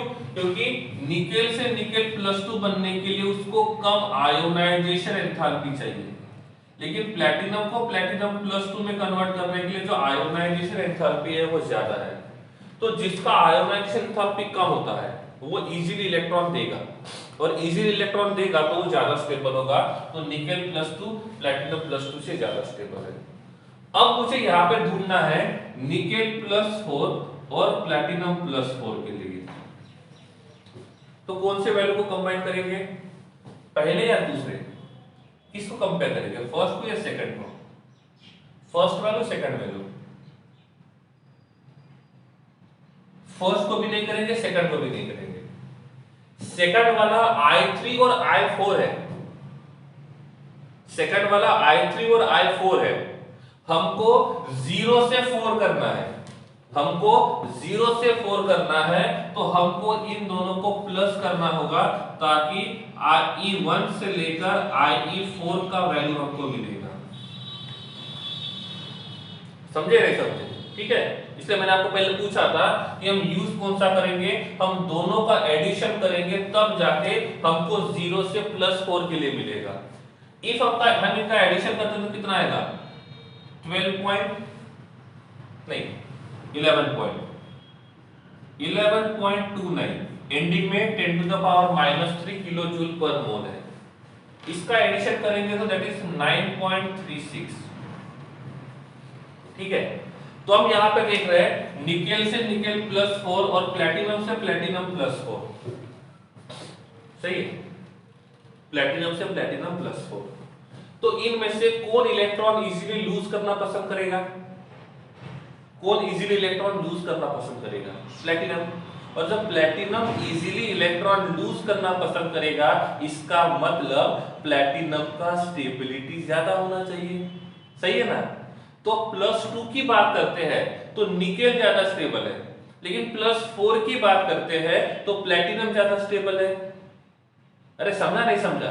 निकेल की बात करते हैं तो +2 में ज्यादा स्टेबल है, लेकिन +4 की बात करते हैं तो कौन ज्यादा स्टेबल है? +4 में प्लैटिनम जो रहेगा वो ज्यादा स्टेबल है। ठीक है, तो किसी भी ऑक्सीडेशन स्टेट का स्टेबिलिटी हम डायरेक्टली नहीं देख सकते हैं, बिल्कुल नहीं। तो उसके लिए हमको ये सब पता होना चाहिए कि 1 और 2 का क्या होगा, 1 और 3 का क्या होगा, 1 और 4 का क्या होगा, और डिफरेंस किसका कम है। मतलब ये मान के चलते हैं कि आयरन जो है वो +3 में ज्यादा स्टेबल है, लेकिन कोबाल्ट जो है या तो निकेल जो है ये निकेल +3 में कम स्टेबल है। तो सपोज ये मान के चलते हैं कि ये +3 में ज्यादा स्टेबल है, ये कम स्टेबल है, तो एकदम इजीली हम लोग देखो नॉर्मली हम देख लेते हैं और प्रेडिक्ट कर सकते हैं कि ऐसा क्यों हो रहा है, लेकिन रियल में रीजन जो होता है वो ऐसा होता है। तो इसमें क्या करना होगा, एंथैल्पी 1, एंथैल्पी 2, एंथैल्पी 3 तीनों का सम करना होगा। इसमें भी क्या करना होगा, एंथैल्पी 1, एंथैल्पी 2, एंथैल्पी 3 इनका सम करना होगा, और तीनों का मतलब दोनों के लिए जब सम करेंगे तो जिसका सम कम रहेगा उसका स्टेबिलिटी ज्यादा रहेगा। समझे बात को, जिसका सम कम रहेगा उसका स्टेबिलिटी ज्यादा रहेगा। तो हम किसी भी ऑक्सीडेशन स्टेट का स्टेबिलिटी ऐसे देख सकते हैं। तो रियल में जब जाते हैं हम लोग, जब बड़ा एक्सपेरिमेंट करते हैं या कुछ बात को हमको बोलना होता है, तो हम इस डेटा से बोल सकते हैं, इस डेटा से कि किसका स्टेबिलिटी ज्यादा रहेगा और किसका स्टेबिलिटी कम रहेगा। ठीक है, तो जितना इजीली हम बोलते हैं ना उतना इजीली ऑक्सीडेशन मतलब स्टेट का स्टेबिलिटी प्रेडिक्ट करना उतना आसान नहीं है। आसान करने के लिए आपको इस प्रकार का डेटा ऑब्जर्व करना पड़ेगा, और जब तक आप डेटा रीड नहीं करोगे तब तक कुछ भी पॉसिबल नहीं है। समझ में आ रहा है कि ऑक्सीडेशन नंबर का रिलेशन किस प्रकार से होता है। ठीक है, अब देखो ऐसा हो सकता है इसका आयोनाइजेशन एंथैल्पी 1 इससे कम हो, इसका आयोनाइजेशन एंथैल्पी 2 भी इससे कम हो, लेकिन इसका आयोनाइजेशन एंथैल्पी 3 इससे बहुत ज्यादा है। मान के चलते इसका एंथैल्पी 1 कम है और इसका एंथैल्पी ज्यादा है मान लेते हैं। ठीक है, तो 1 ज्यादा है, इसका 1 कम है, तो हमारे हिसाब से ज्यादा स्टेबल कौन सा होना चाहिए, ये सेकंड एंथैल्पी में देख लिया तो इसका सेकंड एंथैल्पी ज्यादा है, इसका सेकंड एंथैल्पी कम है, तो अभी भी +2 तक ये ज्यादा स्टेबल दिखाई दे रहा है। आयोनाइजेशन एंथैल्पी 3 इसका बहुत ही कम है और इसका आयोनाइजेशन एंथैल्पी 3 इतना ज्यादा है कि एडिशन करने के बाद इन तीनों का एडिशन इसमें ज्यादा हो रहा है और इसमें कम हो रहा है। नहीं समझ रहा है, एग्जांपल लेते हैं। इसका एंथैल्पी 1 2 जूल है, इसका एंथैल्पी 1 जो है वो 4 जूल है, 1 वाला। तो +1 में ज्यादा स्टेबल कौन है, +1 में ज्यादा स्टेबल कौन है, आयरन। अब मान के चलते हैं इसका एंथैल्पी 2 जो है वो 6 है और इसका एंथैल्पी 2 जो है वो 8 है, तो हम Fe+2 और निकेल+2 को कंपेयर कर रहे हैं। तो Fe+2 और निकेल+2 में से कौन ज्यादा स्टेबल है, Fe+2 ज्यादा स्टेबल है। क्यों, क्योंकि इसका एडिशन आ रहा है 8 और इसका एडिशन आ रहा है 12। फिर ऐसा हुआ इसका थर्ड एंथैल्पी 7 है और इसका थर्ड एंथैल्पी 21 है, तो क्या हुआ, इसका एडिशन जो रहेगा हम हाइपोथेटिकल ले रहे हैं ये वाला। ठीक है, ये कितने 8 और ये 7 कितने 15, और इसको मिलाते तो वही कितना हो जाएगा 21 और ये 12 कितने हो जाएंगे 33। तो अब आप देखोगे तो किसका ज्यादा है, निकेल का। तो अब कौन ज्यादा स्टेबल रहेगा, अब कौन ज्यादा स्टेबल रहेगा, आयरन ज्यादा स्टेबल रहेगा और निकेल जो रहेगा वो कम स्टेबल रहेगा।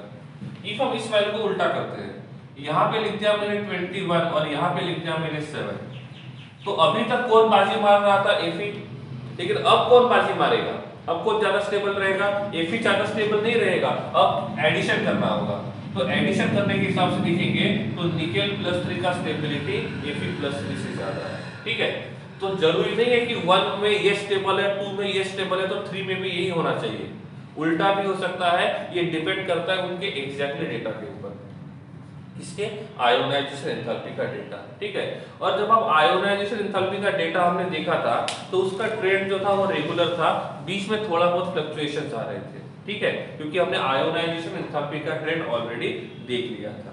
सही है, इसमें क्लियर है, ये क्लियर है, चले आगे, क्लियर है ना, ओके ठीक है। अब इस आयोनाइजेशन एंथैल्पी को हम लोग रिडक्शन पोटेंशियल के साथ रिलेट करते हैं।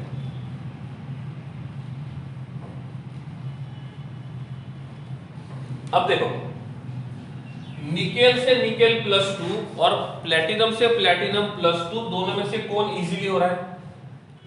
निकेल से निकेल +2 और प्लेटिनम से प्लेटिनम +2 दोनों में से कौन इजीली हो रहा है? कौन सा ट्रांजिशन इजीली पॉसिबल है? निकेल से निकेल +2 मतलब ट्रांजिशन ए लिखता हूं मैं, ट्रांजिशन ए, निकेल से निकेल +2, ट्रांजिशन बी, प्लेटिनम से प्लेटिनम +2, इन दोनों में से कौन सा ट्रांजिशन इजीली हो रहा है? निकेल वाला। कौन हो रहा है? निकेल का। इसका मतलब निकेल का ऑक्सीडेशन इजीली हो रहा है। इसका मतलब निकेल का ऑक्सीडेशन इजीली हो रहा है। ओके, अब मैंने पूछा इन दोनों में से पहले का जो रिडक्शन पोटेंशियल है, इसको मैंने बोला reduction potential A of A, और फिर मैंने यहां पे लिखा standard reduction potential of B. तो क्या इनके स्टेबिलिटी से हम रिडक्शन पोटेंशियल के वैल्यू को कंपेयर कर सकते हैं?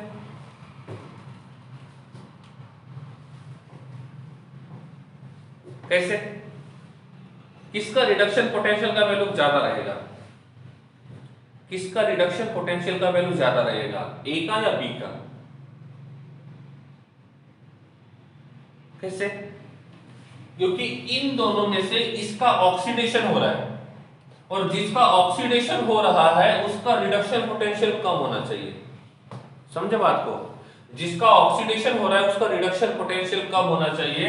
तो रिडक्शन पोटेंशियल को कंपेयर करेंगे तो ए का रिडक्शन पोटेंशियल कम रहेगा और बी का रिडक्शन पोटेंशियल ज्यादा रहेगा। ऐसे सही है।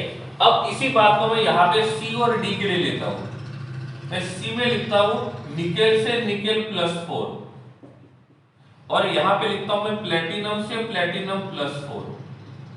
तो आप मुझे बताओ रिडक्शन पोटेंशियल किसका ज्यादा होना चाहिए?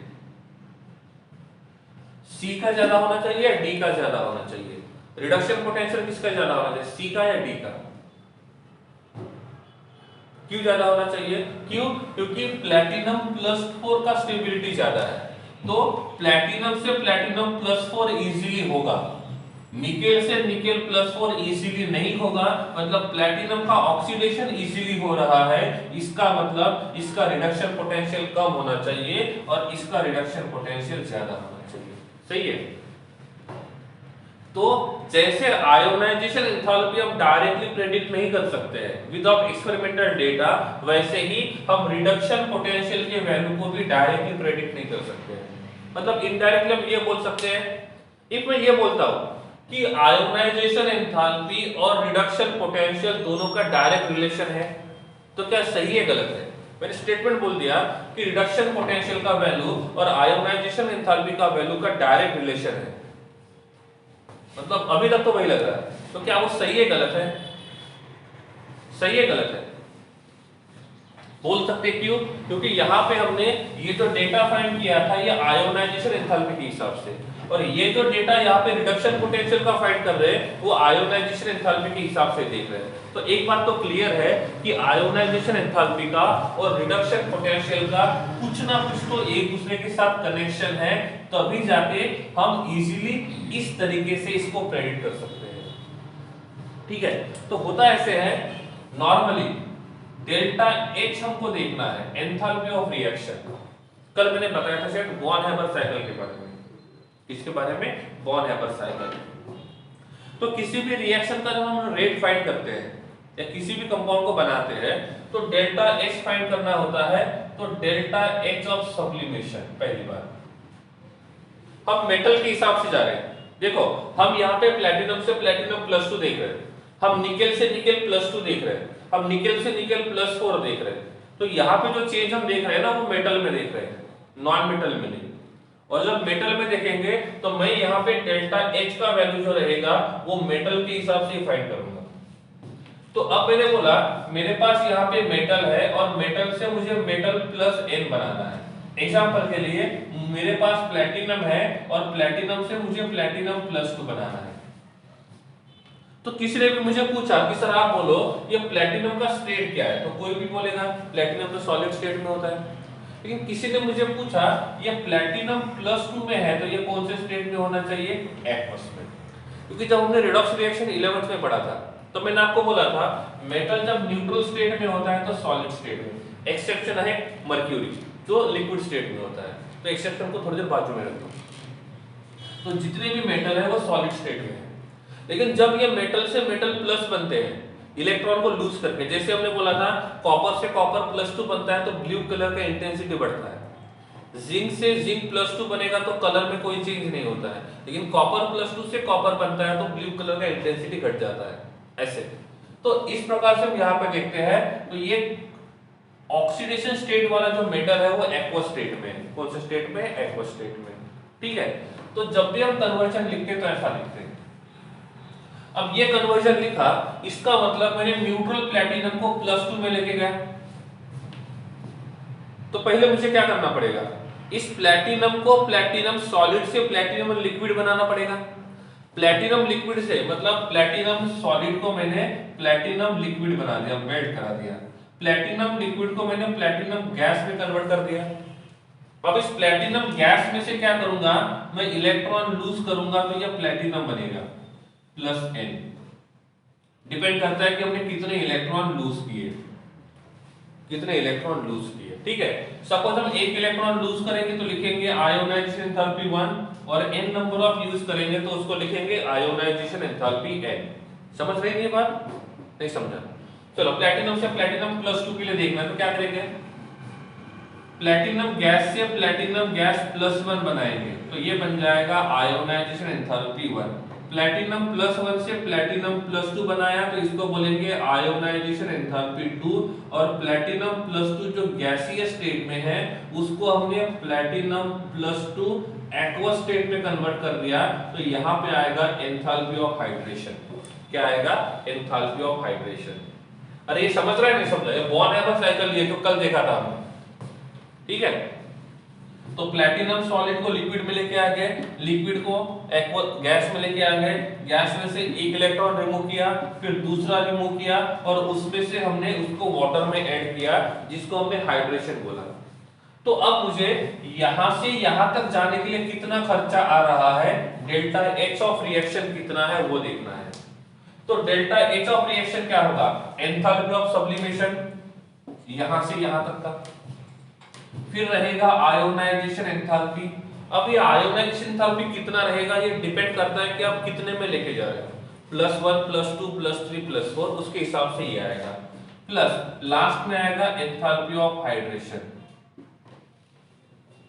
लास्ट में आएगा एंथैल्पी ऑफ हाइड्रेशन। ठीक है, तो यहाँ पे हम प्लेटिनम सॉलिड को लिक्विड में लेके जा रहे हैं, मतलब प्लेटिनम को सेपरेट कर रहे हैं, प्लेटिनम को क्या कर रहे हैं, सेपरेट कर रहे हैं। ठीक है, तो ये जो डेल्टा H है वो इनके ऊपर डिपेंड है, किसके ऊपर डिपेंड है, इनके ऊपर। अब बात ऐसी है, ये एंथैल्पी ऑफ सब्लिमेशन जो है वो एंथैल्पी ऑफ एटोमाइजेशन के ऊपर डिपेंड हो सकती है क्या? मैंने पूछा इस एंथैल्पी ऑफ सब्लिमेशन में क्या एंथैल्पी ऑफ एटोमाइजेशन का कोई रोल है या नहीं है? एंथैल्पी ऑफ सब्लिमेशन में एंथैल्पी ऑफ एटोमाइजेशन का कुछ रोल है कि नहीं है? ऐसा तो नहीं है कि जब हमने उसको मेल्ट करने के लिए शुरू किया मतलब उनको सेपरेट कर रहे थे, हम उनको मेल्ट कर रहे हैं ना, मतलब उनको सेपरेट कर रहे हैं, मतलब उनके एटम्स को दूर लेके जा रहे हैं।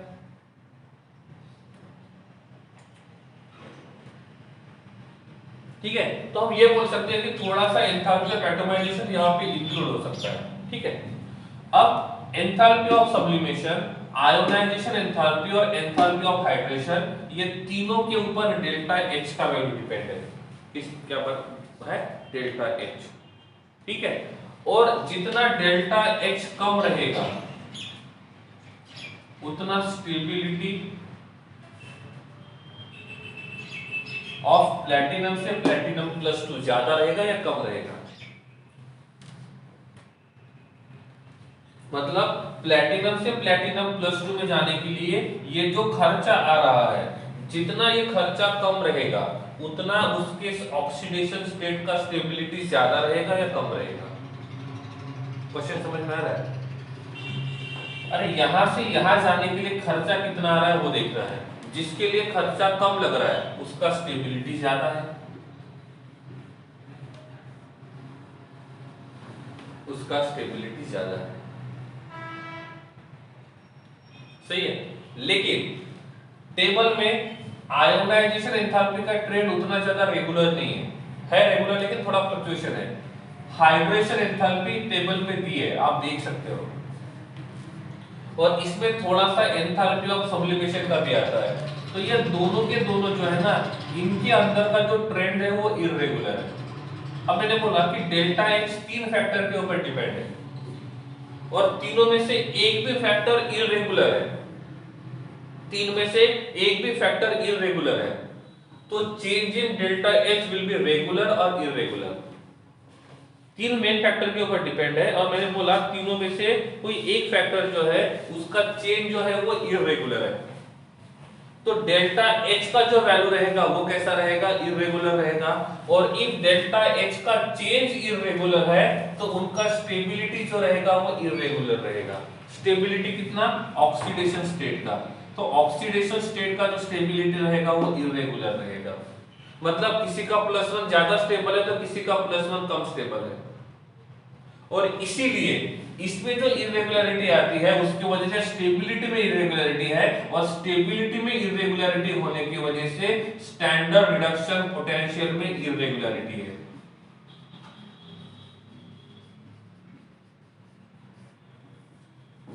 समझ में आ रहा है? ठीक है। तो एक हम 3D सीरीज के जितने एलिमेंट्स हैं उनका रिडक्शन पोटेंशियल देखते हैं। तो इनका रिडक्शन पोटेंशियल जो रहेगा वो उनके ऑक्सीडेशन नंबर के स्टेबिलिटी के ऊपर डिपेंड है, और किसी भी रिएक्शन के ऑक्सीडेशन स्टेट का स्टेबिलिटी डेल्टा एच के ऊपर डिपेंड है। और ये तीन फैक्टर में से कोई भी एक भी फैक्टर इररेगुलर नेचर शो करता है तो डेल्टा एच जो रहेगा ये भी इररेगुलर रहेगा। डेल्टा एच का वैल्यू इररेगुलर है तो उनके ऑक्सीडेशन स्टेट के स्टेबिलिटी में इररेगुलरिटी आएगी, और ऑक्सीडेशन स्टेट के स्टेबिलिटी में इररेगुलरिटी आएगी तो उनके स्टैंडर्ड रिडक्शन पोटेंशियल के वैल्यू में भी इररेगुलरिटी आएगी। सही है। आप टेबल 8.2 निकाल कर देख सकते हो, आप टेबल 8.2 निकाल कर देख सकते हो। इस टेबल 8.2 में आप रिडक्शन पोटेंशियल का वैल्यू देखो, जितने एलिमेंट्स वहां पे है उनका रिडक्शन पोटेंशियल का वैल्यू देखो। उनके रिडक्शन पोटेंशियल में बहुत ज्यादा इररेगुलरिटी है, तो वो इररेगुलरिटी की वजह उसका रीजन देखते हैं। इररेगुलरिटी हमेशा डिपेंड करता है कि उनके ऑक्सीडेशन स्टेट का स्टेबिलिटी कैसा है। इफ सबका एक ही ऑक्सीडेशन स्टेट ज्यादा स्टेबल है इसका मतलब उसमें रेगुलरिटी है, और ये कब पॉसिबल है? जब डेल्टा एच में रेगुलरिटी रहेगी। लेकिन डेल्टा एच में रेगुलरिटी कब पॉसिबल है? जब इन सभी फैक्टर में रेगुलरिटी रहेगी। लेकिन इन सभी फैक्टर में रेगुलरिटी नहीं है, डेल्टा एच में रेगुलरिटी नहीं है, और इसीलिए स्टैंडर्ड रिडक्शन पोटेंशियल के वैल्यू में रेगुलरिटी नहीं है। समझ रहे मेरी बात को? टेबल देखा आपने? टेबल 8.2 देखा आपने? देखो उसमें लिखा होगा रिडक्शन पोटेंशियल का वैल्यू, उसमें लिखा होगा रिडक्शन पोटेंशियल का वैल्यू, और उस रिडक्शन पोटेंशियल के वैल्यू में कोई प्रॉपर सीक्वेंस नहीं है। तो प्रॉपर सीक्वेंस क्यों नहीं है वो यहां से पता चलेगा। प्रॉपर सीक्वेंस क्यों नहीं है वो यहां से पता चलेगा। अरे समझ रहा है नहीं समझ रहा है? ठीक है ना?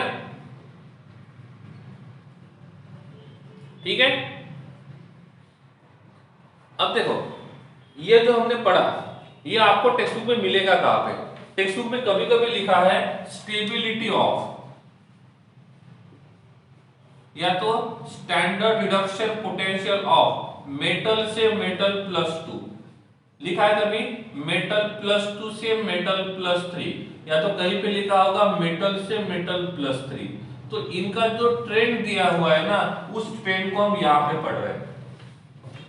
फिर क्या ऐसा ना लगे आपको टेक्स्ट बुक में सर ये तो कहीं आपने पढ़ाया ही नहीं है, तो आप उसको पढ़ के देखोगे ना तो इन सब में जो लिखा है वो सब यही लिखा हुआ इंग्लिश में। सही है। तो टेक्स्ट में देखो दो चार कुछ ग्राफ भी दिए होंगे, उस ग्राफ में ये लिखा होगा कि ये M1 से M2 में जा रहा है, ये M1 से M3 में जा रहा है, इस प्रकार से। ठीक है, तो यहाँ पे ये जो भी कुछ दिया है ना वो हम इस प्रकार से कंपेयर कर सकते हैं। मिला आपको?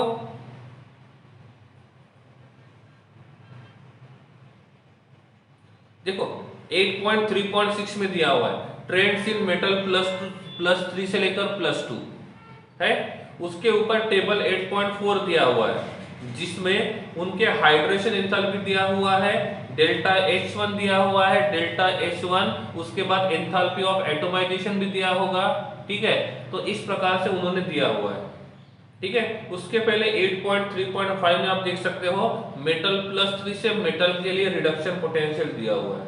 ठीक है, तो वो थ्योरी में जो दिया हुआ है ये सब इसी के रिगार्डिंग है कि किस प्रकार से रिडक्शन पोटेंशियल का वैल्यू चेंज होगा, किस प्रकार से रिडक्शन पोटेंशियल का वैल्यू चेंज होगा।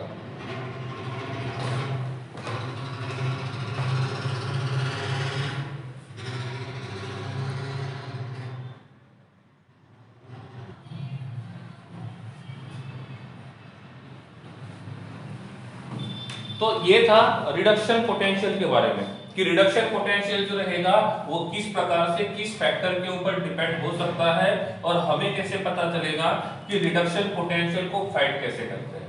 ठीक है, so this is about reduction potential. कुछ बातें हमको पढ़नी है। नेक्स्ट जो हमारा टॉपिक है वो है colour of complex.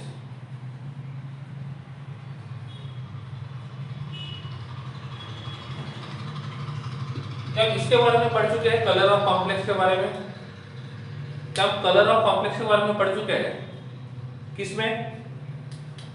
Coordination complex में। तो कोऑर्डिनेशन कॉम्प्लेक्स जो चैप्टर है उसमें हमने पढ़ा था कि ये कलर क्यों शो करते हैं। कलर कौन शो करते हैं? जिनके पास डी में 1 से लेकर 9 होते हैं वही क्या करेंगे? कलर को शो करेंगे।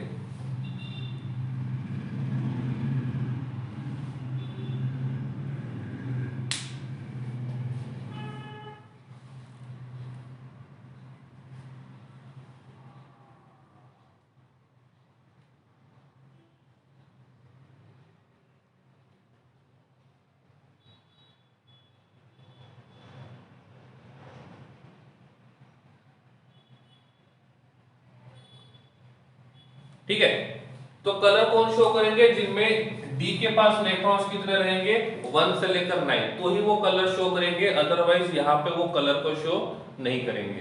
ठीक है, तो अब मैं यहाँ पे इसके बारे में ज्यादा डिटेल में नहीं जाऊंगा क्योंकि ये टॉपिक हम लोग पढ़ चुके हैं। ठीक है, कलर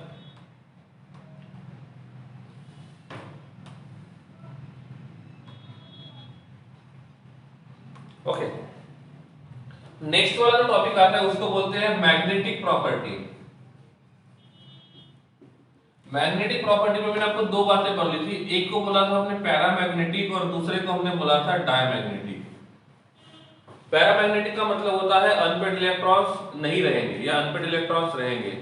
जिनके पास अनपेड इलेक्ट्रॉन होते हैं उसको बोलते हैं पैरामैग्नेटिक, और जिसके पास सभी के सभी इलेक्ट्रॉन पेयर्ड रहेंगे उसको बोलेंगे डायमैग्नेटिक। यहाँ पे एक मैग्नेटिक मोमेंट फाइंड करने का फॉर्मूला मैंने बताया था, रूट ऑफ क्या था? n इंटू n+2, और ये था बोहर मैग्नेटॉन। तो यहां से हमने ये फाइंड किया था कि किसका डायपोल मोमेंट कितना हो सकता है। ठीक है, फिर तीसरी बात आती है कैटालिस्ट की।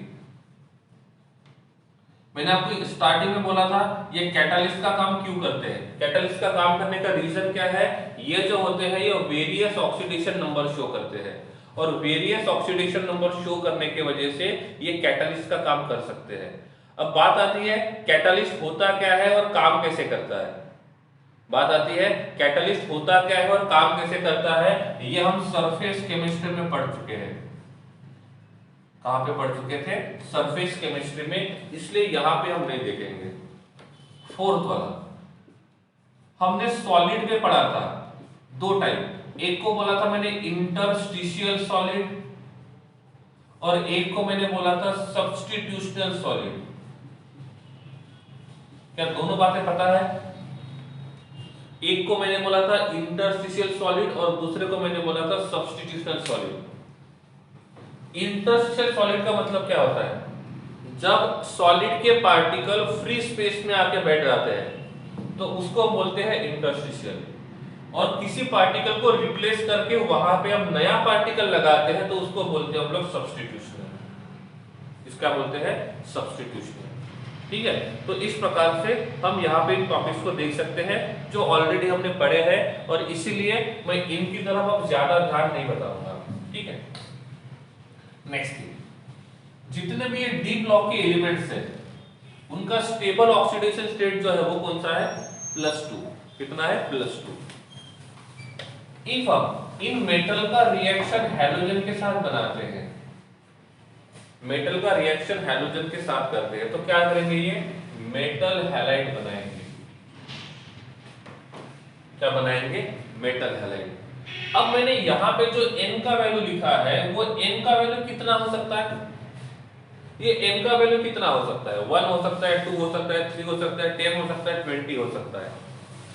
तो किसी भी एक डी ब्लॉक एलिमेंट के साथ कितने हैलोजन जुड़ सकते हैं? मिनिमम कितने जुड़ सकते हैं और मैक्सिमम कितने जुड़ सकते हैं? एनीवन? मिनिमम कितने हो सकते हैं और मैक्सिमम कितने हो सकते हैं? ठीक है, तो नॉर्मली होने तो चाहिए 2 से लेकर 7। कितने होने चाहिए? 2 से लेकर 7। अब 2 से लेकर 7 क्यों होने चाहिए? क्योंकि ये इनका मिनिमम ऑक्सीडेशन नंबर +2 होता है और मैक्सिमम +7 होता है। तो इनका नंबर होना चाहिए +2 से लेकर +7 के बीच में, लेकिन एक्चुअल में ये n का वैल्यू होता है, ये होता है 1 से लेकर 7। 1 से लेकर 7। अब 1 से लेकर 7 क्यों बोला होगा मैंने? क्योंकि कॉपर जो होता है ना वो +2 के बजाय +2 में आना पसंद करता है। कॉपर जो है वो +2 के बजाय +2 में आना पसंद करता है, और कॉपर के वजह से हम 1 से लेकर 7 तक लेके जा रहे हैं, हम 2 से लेकर 7 तक नहीं जाएंगे। समझ में आ रहा है? ओके, तो इसको बोल सकते हैं मेटल हैलाइड। इसको बोल सकते हैं मेटल हैलाइड, और यहाँ पे n नंबर हैलोजन हो सकते हैं। पहली बात, उनका +2 जो रहेगा ये कॉमन ऑक्सीडेशन नंबर है। जनरली इसके ऊपर पूछा जाता है, इसलिए मैं बार-बार रिपीट कर रहा हूं कि स्टेबल ऑक्सीडेशन स्टेट कौन सा रहेगा। ठीक है, जब हैलोजन की बात करते हैं तो इनमें कौन से हैलोजन का रिएक्टिविटी ज्यादा होगा? ठीक है, अब हैलोजन की बात करते हैं तो यहाँ पे फ्लोरीन भी हो सकता है, क्लोरीन भी हो सकता है, ब्रोमीन भी हो सकता है, आयोडीन भी हो सकता है। ठीक है, अब मैंने बोला कि Mn का हाईएस्ट ऑक्सीडेशन नंबर कितना है? Mn +2 से लेकर +7 के बीच में है। +2 से लेकर +7 के बीच में है। तो इनमें से कौन इजीली +7 में बॉन्ड बना सकता है? इनमें से कौन इजीली +7 में बॉन्ड बना सकता है? इनमें से कौन इजीली +7 में बॉन्ड बना सकता है और क्यों बना सकता है? देखो, हैलोजन तो सभी यूज करेंगे, फ्लोरीन, क्लोरीन, ब्रोमीन, आयोडीन, तो हाईएस्ट ऑक्सीडेशन नंबर पे कौन बॉन्ड बनाएगा? तो इसमें ऐसा होता है, हाईएस्ट ऑक्सीडेशन नंबर के साथ ओनली फ्लोरीन बॉन्ड बनाता है। क्यों? हाईएस्ट ऑक्सीडेशन नंबर के साथ फ्लोरीन बॉन्ड बनाता है, ओनली फ्लोरीन, बाकी नहीं। तो उसका जो भी पॉसिबल ऑक्सीडेशन स्टेट है उसमें ओनली फ्लोरीन बॉन्ड बनाता है, बाकी के क्यों नहीं बनाते? इसका रीजन ऐसा है, फ्लोरीन का साइज छोटा है तो उसका बॉन्ड एंथैल्पी ज्यादा है। इसका बॉन्ड एंथैल्पी ज्यादा है, और बॉन्ड एंथैल्पी ज्यादा होने की वजह से वो इतना sufficient amount of energy release करता है। देखो, जिसका बॉन्ड स्ट्रांग है उसका बॉन्ड तोड़ने के लिए हमको ज्यादा एनर्जी लगेगी। इसका मतलब जब वो बॉन्ड बनाएगा तो ज्यादा एनर्जी रिलीज करेगा। दोनों बातें सेम ही, समझे? जब किसी बॉन्ड को तोड़ने के लिए हमको ज्यादा एनर्जी लग रही है, इसका मतलब जब वो बॉन्ड बनेगा तो ज्यादा एनर्जी रिलीज करेगा। अब देखो, हमको Mn 0 से +7 में जाना है, लॉस ऑफ 7 इलेक्ट्रॉन करने हैं, तो 7 इलेक्ट्रॉन लूज करने के लिए एनर्जी बहुत सारी चाहिए। तो ये बहुत सारी एनर्जी कौन रिलीज कर सकता है? ऐसा एटम जिसका बॉन्ड एंथैल्पी बहुत ज्यादा है। सही है। और बॉन्ड एंथैल्पी सबसे ज्यादा किसका रहेगा? फ्लोरीन का। और इसीलिए फ्लोरीन जो होता है वो हाईएस्ट ऑक्सीडेशन नंबर के साथ बॉन्ड बनाता है, बाकी जो रहेंगे वो हाईएस्ट ऑक्सीडेशन नंबर में बॉन्ड नहीं बनाते हैं। ठीक है। So that is the reason कि क्यों ये किसके साथ बॉन्ड बनाना पसंद करता है और रीजन क्या है उसका। समझ में आ रहा है? ठीक है। तो ये इसका रीजन है कि फ्लोरीन ही क्यों बॉन्ड बनाएगा। ओके। अब आप मुझे बताओ, यहाँ पे कोई एक एलिमेंट M है और इसने दो हैलोजन के साथ बॉन्ड बनाया है, तो इसमें बॉन्ड एंगल कितना रहेगा? बॉन्ड एंगल कितना रहेगा? Here bond angle should be 180। Geometry जो रहेगा वो क्या रहेगा? ज्योमेट्री रहेगा लीनियर। ज्योमेट्री क्या रहेगा? लीनियर। सपोज हम बोलते हैं कि हमारे पास यहाँ पे जो मॉलिक्यूल बन रहा है वो बन रहा है MX4। क्या बन रहा है? MX4। जब ये MX4 रहेगा तो सिंपल सी बात है ये टेट्राहेड्रल रहेगा, तो इसमें जो बॉन्ड एंगल रहेगा ये रहेगा 109.28। कितना रहेगा? 109.28। तो हम यहां से यहां पे आ रहे हैं, तो बॉन्ड एंगल घट रहा है कि बढ़ रहा है? बॉन्ड एंगल कम हो रहा है। और जब बॉन्ड एंगल कम होगा तो बॉन्ड्स के बीच का रिपल्शन बढ़ जाएगा, और रिपल्शन बढ़ेगा तो स्टेबिलिटी कम हो जाएगी। अब यहाँ पे हम लेते हैं MX5 या 6, तो MX6 जो रहेगा वो रहेगा ऑक्टाहेड्रल। ये कितना रहेगा? ऑक्टाहेड्रल। और जब ये ऑक्टाहेड्रल रहेगा तो इसमें जो बॉन्ड एंगल रहेगा वो कितना रहेगा? 90 डिग्री। कितना रहेगा? 90 डिग्री। तो हम धीरे धीरे नंबर ऑफ बॉन्ड्स बढ़ाते जा रहे हैं, धीरे धीरे नंबर ऑफ बॉन्ड्स बढ़ाते जा रहे हैं। और धीरे धीरे नंबर ऑफ बॉन्ड्स बढ़ाने से क्या हो रहा है कि नंबर ऑफ बॉन्ड्स बढ़ेंगे तो उनका बॉन्ड एंगल कम हो जाएगा, और जितना बॉन्ड एंगल कम हो जाएगा उतना स्टेबिलिटी बढ़ेगा या कम होगा? जितना ये बॉन्ड एंगल कम रहेगा उतना स्टेबिलिटी ज्यादा रहेगा या स्टेबिलिटी कम रहेगा? क्या हो सकता है? स्टेबिलिटी कम हो जाएगा। इसका मतलब मैं आपको बोलता हूं MnCl2 या तो MnF2 लेके चलता हूं मैं, या तो MnX2 से MnX7 की तरफ जाते हैं इधर, तो इधर जाने से क्या हो रहा है? बॉन्ड एंगल डिक्रीज हो रहा है। बॉन्ड एंगल डिक्रीज होगा तो stability, sorry bond angle increase हो रहा है, नहीं सॉरी बॉन्ड एंगल डिक्रीज हो रहा है। बॉन्ड एंगल डिक्रीज होने की वजह से उनके बीच का रिपल्शन बढ़ जाएगा, और जब रिपल्शन बढ़ेगा तो स्टेबिलिटी बढ़ेगा या कम होगा?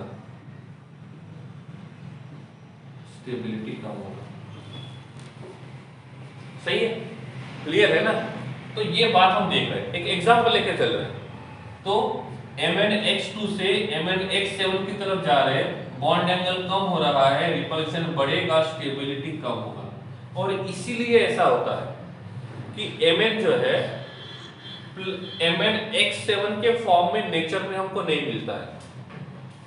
तो MnX7 नेचर में इसलिए नहीं मिलता है क्योंकि ऐसा नहीं कि ये पॉसिबल नहीं है, ये पॉसिबल है, लेकिन इसका स्टेबिलिटी कम है, और जिसका स्टेबिलिटी कम होता है वो नेचर में नहीं मिलता है। ठीक है?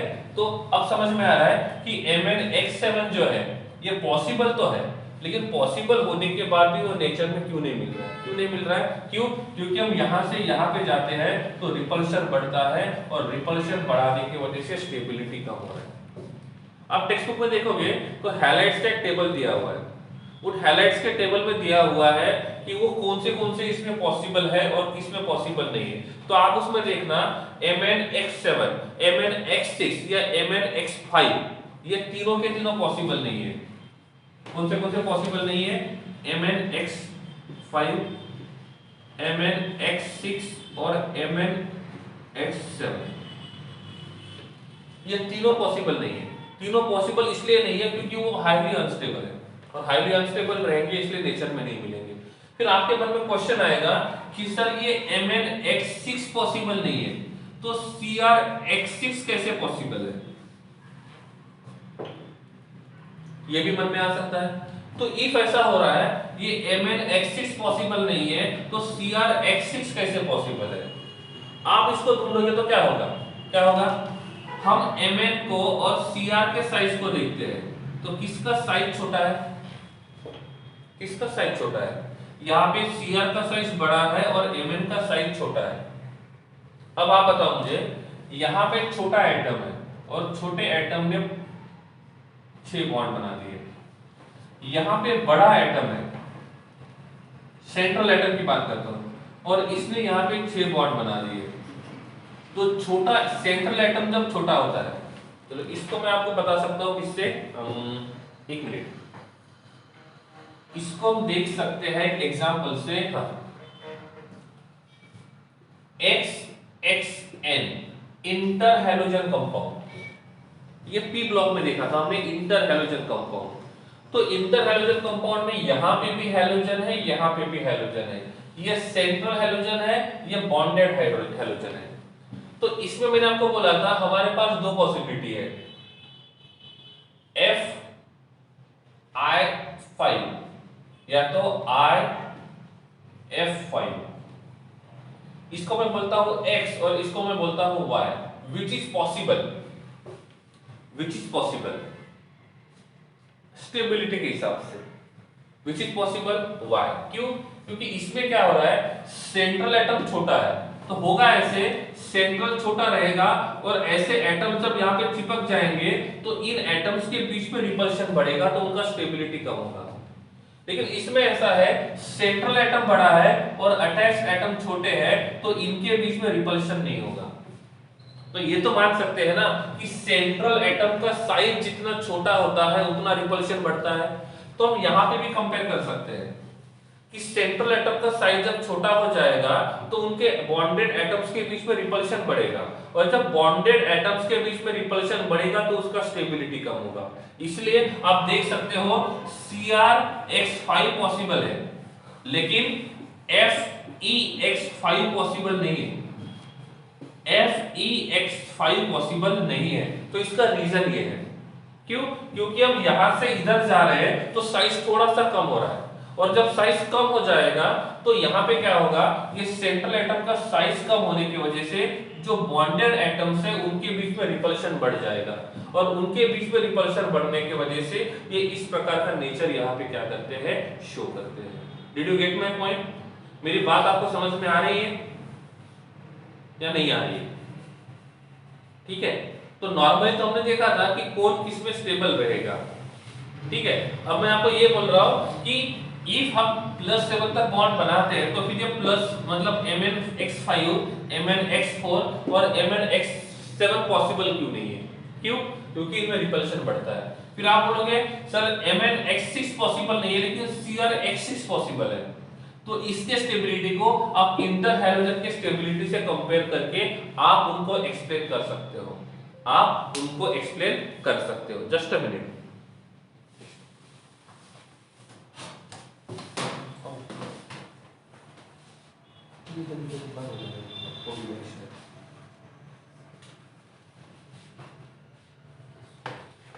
जाने के बाद तुरंत बंद हो जाता है।